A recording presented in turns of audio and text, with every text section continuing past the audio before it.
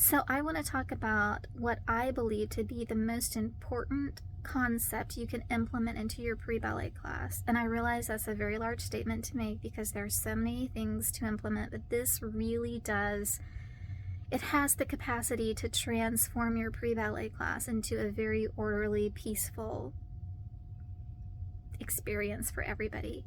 And that is for the dancers to prepare before everything they do.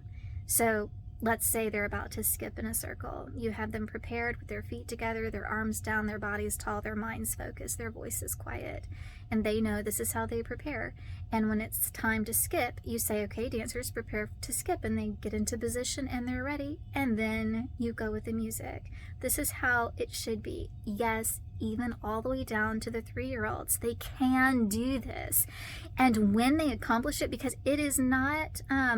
it's not a small accomplishment, okay? It is a large accomplishment, but when they accomplish it, they do feel so accomplished.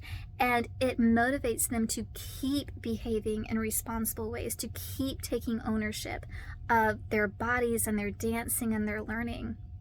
It's really exciting to see.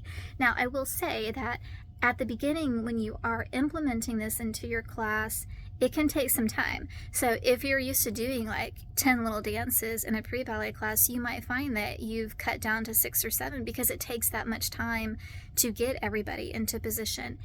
But you must insist upon it. The music must not begin until all dancers are in their preparation position and showing you that they are ready to go. And you wait and you let them know, dancers, I'm waiting for everyone to show me that they are ready to begin.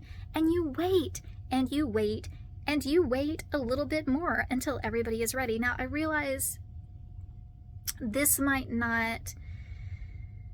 you might not be able to get everybody to be totally still at once, right? Especially down to those little ones. But you'll know how much to push them. Like you don't want to take this beyond the point of motivating to where suddenly everyone's bored and now they don't even remember what they were about to do. We don't want to take it that far. But you need to know who is in your class and what you can push them to do. So maybe at the beginning, maybe it's just, okay, you wanted their feet together and everyone's feet, their feet are together. Maybe their arms are swinging around a little bit, but you know this is as far as we can get today. So you're good with that and you go with the music. Maybe the next day you take it the next step. Okay, our feet are together and our arms are down.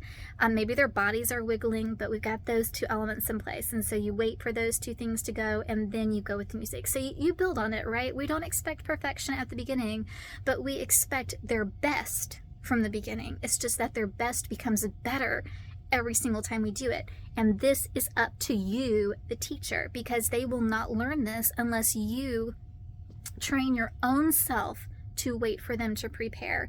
There's something inside our minds that thinks, oh my gosh, they're never going to get it. Not everyone's going to be prepared. They're just going to, this is going to implode on me in a second. I need to just go with the music already. But this teaches the wrong lessons. It does not teach them to take ownership of themselves and to follow these directions. And then it doesn't set them up for success in the future. It doesn't set them up for success when they step into those older levels and the teacher doesn't give them time to prepare. They expect them to already be prepared. We want them to be able to step into that scenario and succeed. We must build that skill in these little levels all the way down to the 3-year-olds. And you know, this also builds on other things such as if they're learning to prepare their minds and their bodies for one exercise, it leads over to, I need to prepare my mind and my body for ballet class as a whole. I need to prepare my mind and my body to go on stage and do my performance. And then it goes beyond ballet to other things in their outside life, right? How do you prepare to do something? How do you prepare well? Your body, your mind, all the things that you need. Get yourself prepared and then you step into it. So it's an excellent skill to teach, and aside from it having all of those benefits, it also really does keep the kids moving together as a group. They don't recognize this because they're so young, but it teaches them to learn those instincts to feel that they're moving together as a group, especially if they're in a circle or doing something where teamwork is kind of needed, like moving in a circle. If they're all standing ready together, they will feel I'm in a group and I'm on a team. Like I said, the younger ones aren't going to recognize that they are feeling this because it's such an abstract feeling, but you're teaching it to them.